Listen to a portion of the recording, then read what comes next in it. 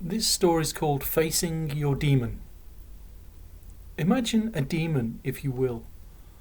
Not the word itself, although we'll come to that later, but the personification, the manifestation of that word. The word made flesh, if you like. Close your eyes if you must, if it helps you visualize such terrors. Now tell me, is it a human shape or a kind of animal you see? Because demons are all different. A demon for each of us, you might say. In which case, is there one of us for each demon, I wonder? I must ask, as you visualize your demon, if yours looks alive, with a recognizable physical shape, perhaps some living version of those grotesque gargoyle creatures that adorn Gothic churches and cathedrals.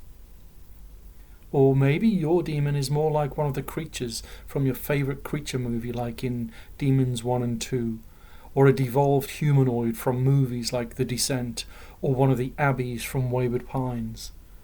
Does your demon look like one of those? Or is it less substantial in its form, more like a cloud or a Victorian ghost, or something less tangible still, a shadow from under the bed, still haunting you from your childhood? And what if its face, this creature you're summoning, only in your mind's eye, remember, is it human-like, with two eyes, a nose, a wickedly grinning mouth?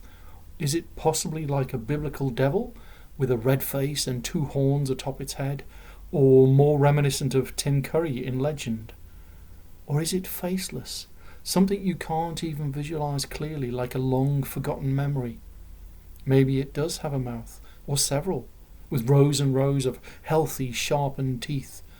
Or is yours more frightening still, with only a few decaying, broken, tombstone teeth like your dead grandfather's? Are its eyes roomy as well, like some old person who can't help but see the past more clearly than the present?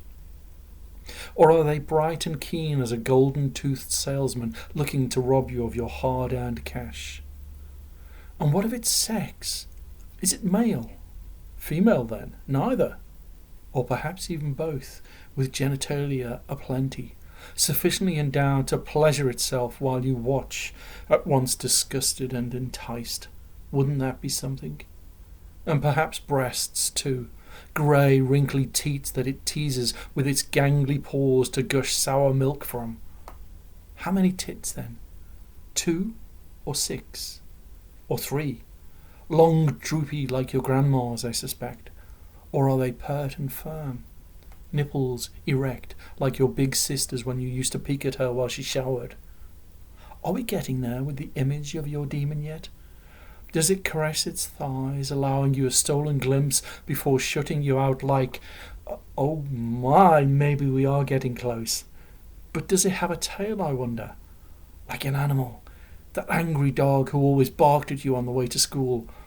Or is its rear appendage more like Satan's, forked and phallic, threatening to whip you to submission?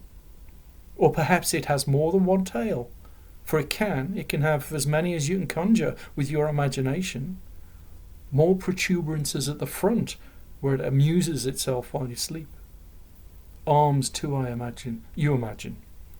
Are these very short or overly long, and are they fleshy and pulpy, or ridiculously muscled, or even lithe and sinewy?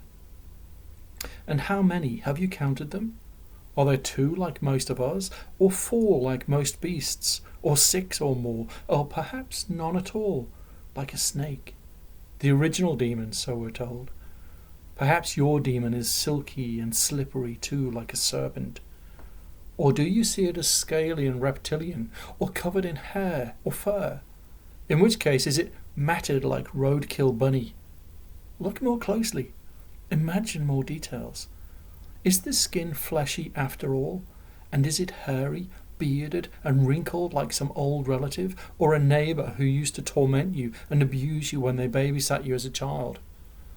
Or was that merely a sibling or a cousin who used to breathe hotly down your neck while they...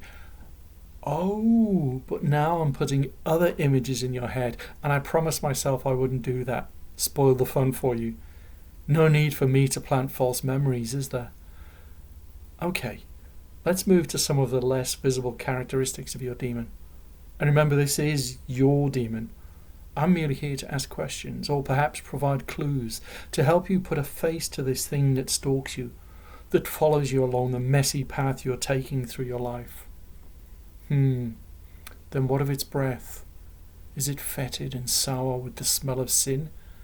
Or is it honey sweetened to tempt and seduce you? Does it smell of the freshly perfumed man or woman who was your first date? Or the smell of their sex that quickly followed? Or is it the rot you can smell, the rotting inner decay of your hated uncle, that smell you noticed on his breath a short while before he was taken to hospital, the smell he thought he could conceal with peppermints, cigarettes, whiskey? Is that the smell of your demon? Or does this thing you've imagined smell of lavenders and fruits and childhood memories of your mother baking bread and apple pies in the kitchen? Perhaps not.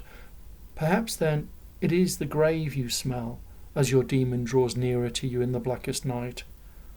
Oh, but we haven't yet established the scene, have we? Am I wrong to assume it to be night time when your demon visits you?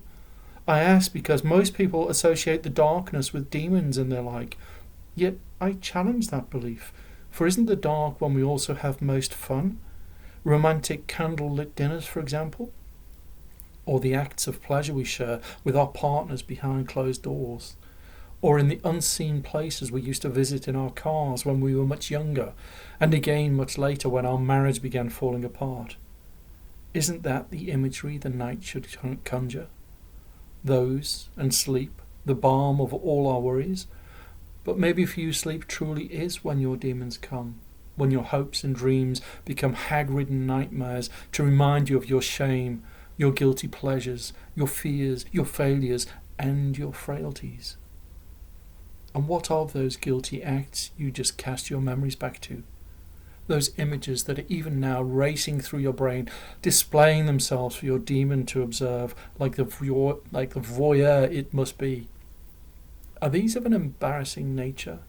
Perhaps some sexual experiments you performed before you settled on your likes and dislikes, those you'd not like to share with your loved ones, or which you've shared with too many already and wished you hadn't? Or are these little scenes you're recalling of something even less appetizing? Some shameful secret you've been harbouring all these years, not daring to recall such events in case the darkness shows in your face? Is it a skeleton in the family closet?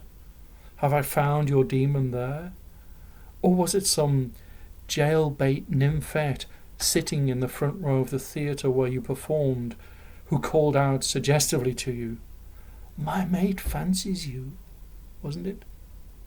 Putting you off your stroke, making you forget your lines as she widened her underage knees provocatively, knowing such teasing would both alarm and arouse you.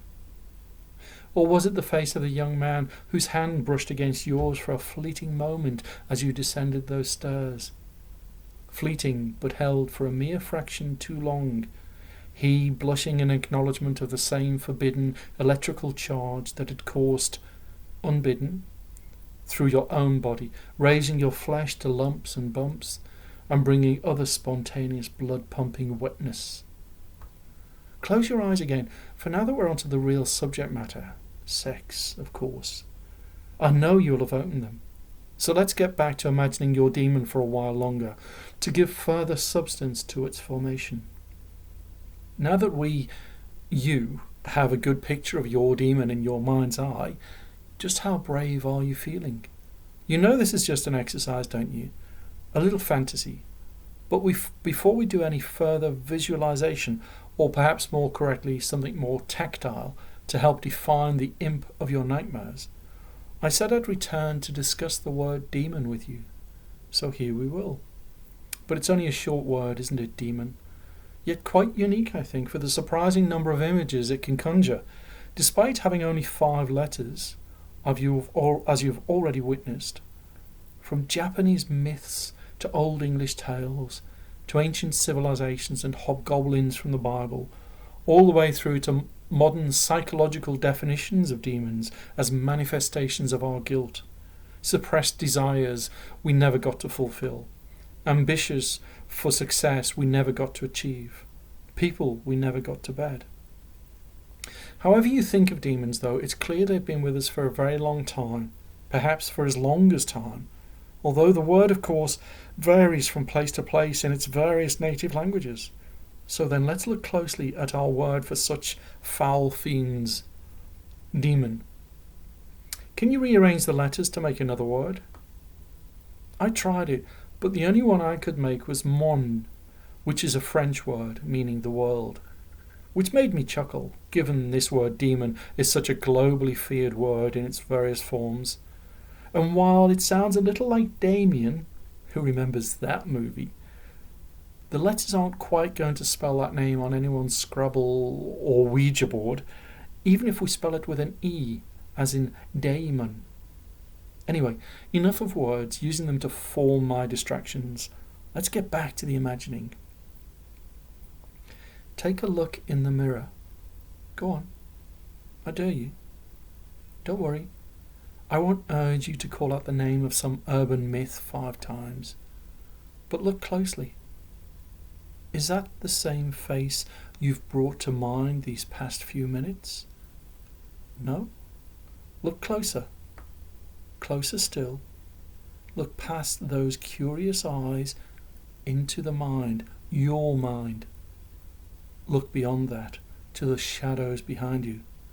Is there a face forming there? You think this is getting silly, right? But would you have the courage to reach out and touch this creature who's now so close to you, whose breath you've already admitted to smelling? Would you perhaps even hold the hand it's offering you? Go on. It won't bite. It's not real, is it? So touch it then.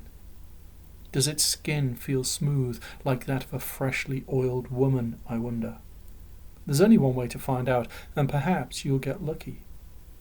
Or is it leathery and flaking like the diseased foot of someone old you once cared for but is no longer with you? Or is that the wrinkled hand of an older person you've lost touch with and can barely remember? Perhaps it belongs to someone you've forgotten, someone dead, someone like me, maybe.